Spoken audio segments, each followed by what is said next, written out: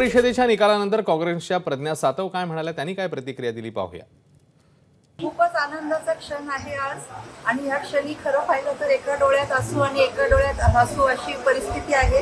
कारण हा क्षण बघण्यासाठी आमच्या आईसाहेब रजनीताई सातव आणि माझे पती राजू सातव हे दोघंही आज नाहीये, तरी आज मी, माझी दोन्ही मुलं आणि सगळे काँग्रेसचे कार्यकर्ते अतिशय आज आनंदाचा क्षण आहे सर्वांसाठी. आणि सर्व पक्षाचे मी केंद्रीय आमचे नेते मंडळी असतील आणि प्रदेशचे सुद्धा सर्व नेते मंडळी आहे, त्यांचे सर्वांच्या मनापासून खूप खूप ऋण व्यक्त करते.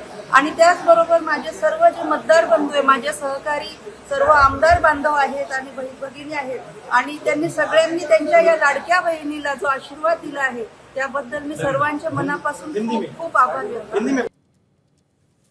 तर ही होती प्रतिक्रिया प्रज्ञा सातव यांची. दरम्यान मवियाचा ठाकरेंच्या शिवसेनेचा उमेदवारही जिंकलाय, ते म्हणजे मिलिंद नार्वेकर. आणि मिलिंद नार्वेकर जिंकल्यानंतर ठाकरेंच्या शिवसेनेच्या नेत्यांनी एकच जल्लोष केला, आनंदोत्सव साजरा केला.